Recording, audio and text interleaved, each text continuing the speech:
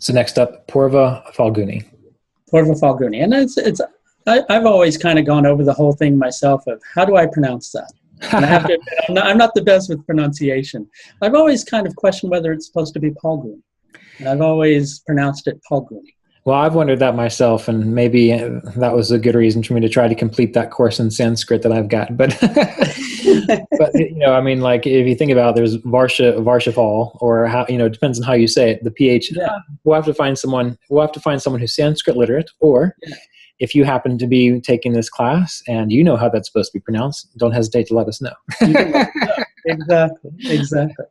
Well, as we said with Purva Phalguni, we were going to go into the basis above, below, and the result. So we're talking about letting go of something. That's what you were mentioning, right?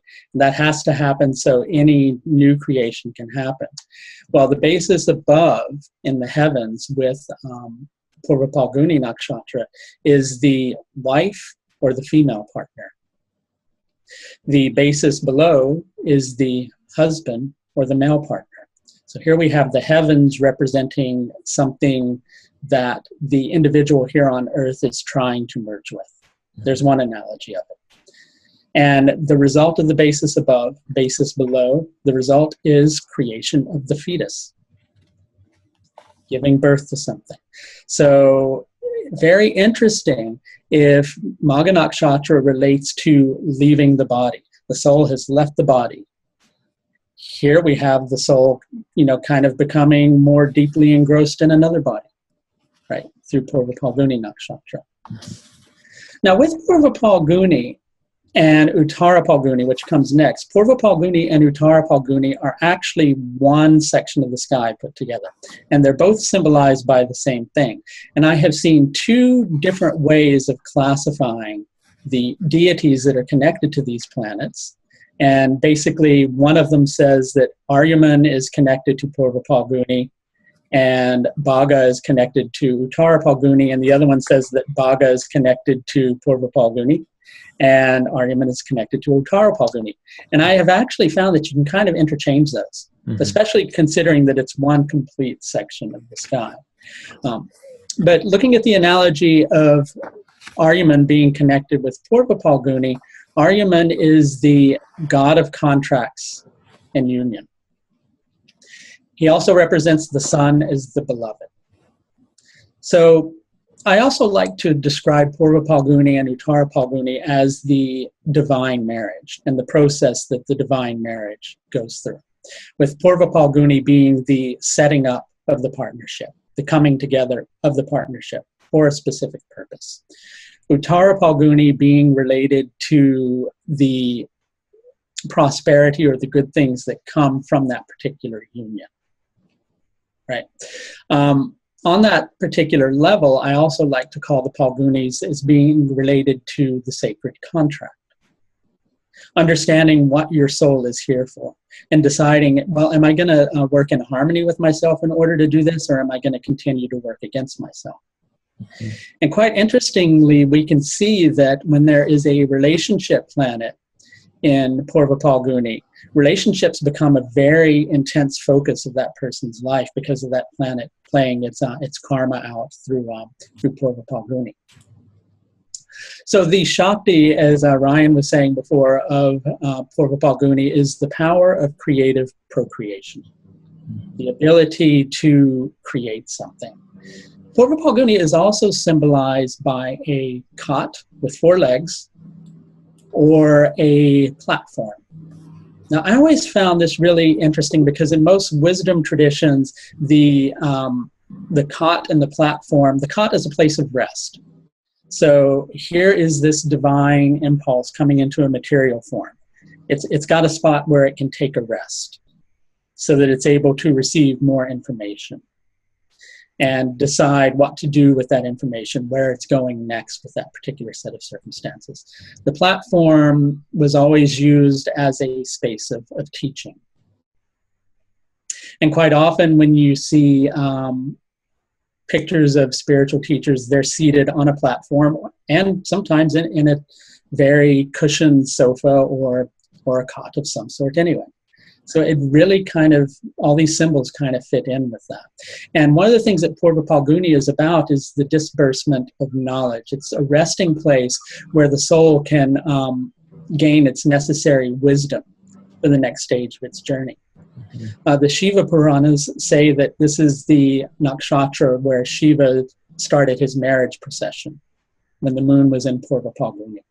So if you use that analogy, you have the concept of the divine impulse wanting to, marry with Prakriti, or the material world.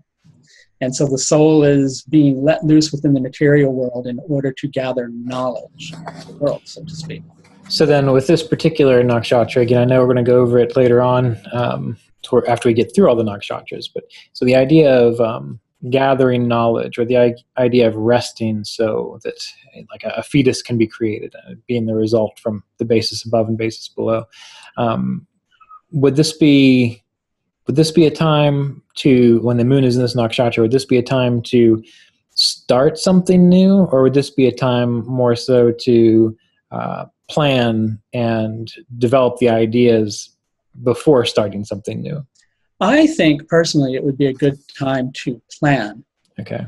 And pull resources together, because when we get into Uttara Phalguni, you can begin to see how that becomes a much more active force. Okay. In terms of that, it's more related to what one is doing with that information. Right. How one acts upon that. Yeah. Okay. I was just curious about that. Sure. So the gunas that are connected with Purva Phalguni are tamasic at its basis. Then it's rajasic, builds upon the tamasic energy with rajasic energy, and it finalizes that with tamasic energy. But if you think about it, the coming together or the union, well, depending upon how you view tamasic energy, which sometimes people see it in several different ways, but coming together with another individual to create a child, well, part of that would be a tamasic process built upon with something rajasic, so that you could tamasically create something else. Right. So it's very fitting for it, in terms of that. The primary motivation of this particular nakshatra is kama, or desire. There's the desire to create something. So the soul is here, it's materialized. I want to create something.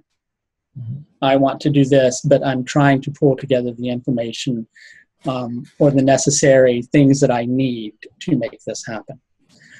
The ruling planet is Venus, surprisingly enough. And if we look at Venus as being the minister in the royal court, that's pretty interesting, because Venus is going to help to impart that wisdom, that advice, that counsel that one needs, right? The Trimurti association is Vishnu. So it's about preserving that seed while it's here within creation, giving it the capacity to create something new. It's interesting because you might think it would be symbolized by Brahma, but it's actually Vishnu, because it's more about the preservation of what is already coming into being and the furthering of the lineage, right, so to speak. Yeah. Okay. And so with this particular nakshatra, so thinking about planets in this nakshatra, how would we address certain planets in this particular nakshatra? Well, interestingly enough, one of the examples I've come across a few times, and I have almost without fail found it to be related to somebody having some sort of problems with relationships.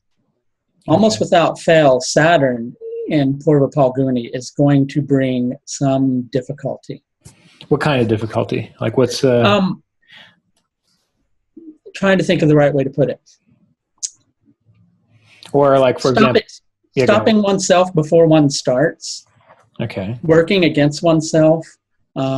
Becoming self-destructive. Within their relationships. Like within their relationship, or as they're trying to form a relationship. Okay, gotcha. Yeah. Okay. It can be that way. Mercury would be a very good planet here, because here we have Mercury in Purva Phalguni, which is ruled by, its friend Venus, and Mercury is going to really come up with a lot of really wonderful ideas the Right. Purva Phalguni Nakshatra. It's going to let the desire-influenced impulse of Purva Phalguni connected with Venus to really allow it to come up with a lot of very wonderful creative ideas in terms of where to head with things, dependent upon where it is, or how to create something new. Okay, and so the planets, based on whatever planet might be in that sign, or excuse me, whatever planet might be in that particular nakshatra, Mm-hmm. then possibly whatever house that planet rules, that will be something that the person could be relatively creative with, or that maybe they're going to try to do that in regards to partnerships. How would we take that? Well, you could take it along the lines of the fact that they would be, well, let's say if they had a well-supported planet in that particular area, they would be very good at creating that side of their existence. Okay. If they had an ill-supported planet, well, they'd run into all sorts of hindrances. Right. Okay. In terms of doing that, they would become more, what's the word I want? I don't want to say lethargic. They would become more self-indulgent in terms of the processes that they would go through. Because we have to keep in mind it's a Kama-related nakshatra with a lot of tamasic energy connected with it. True. Okay, I see that. Yeah. They could indulge themselves in things that were ultimately working against them. Because quite often we can end up in processes where we think that to head in one particular way is what we should do, but it's based upon an ego-based judgment of the situation. Going, this is what I should do because it's going to bring X, Y, or Z result in this particular situation. Right. When in reality, we're just kind of moving with impulsiveness. In terms of that situation, we're being desire-driven because we're not able to see from a clear perspective. Right. And it would make sense then, having Venus being the ruling planet and Venus being a planet that deals with the capacity to make choices that lead to higher fulfillment within this world. So not necessarily Jupiter in regards to greater understanding, but fulfillment within the material world. And so if that Venus, which rules this nakshatra, was not well supported or in bad dignity, whatever it may be, then that could indicate the person not making choices based on the planet in that nakshatra that would lead to higher fulfillment, because Venus itself was Right. not necessarily that good at supporting the energy of the nakshatra. Exactly. And let's say, well, let's take it one step further, and it might be taking it too far, but Okay. just for the sake of it anyway. Let's say that the person had a very, very powerful sun, but a very poorly supported Venus in that nakshatra. So Venus wouldn't be providing the support necessary for that, but the person might still be able to, well, for lack of a better way to put it, come through with the goods because they've got that very powerful, strong sun. Right. Which the sun, we can look at the life-giving aspect of the sun. So it might be able to really, come through with it, and actually are even being a form of the sun. Yeah. So sometimes that planet that's in the nakshatra, dependent upon the strength of it, can actually do some really good things if the ruling planet isn't supported very well. But it's always going to have somewhat of a weak foundation. Right. From which it's functioning. And so then it has to, especially in the terms of the sun, with the sun being a cruel planet, it's going to have to really take to some harsh measures in order to create that. Right. Yes. And that idea that you have there, again, reminds me, and I might have already talked about it in this particular course, and so forgive me if I'm repeating myself, but it brings them back to that idea that one of the things that we covered in a class previously, it was a class I did called Astrological Principles 1, where we talked about the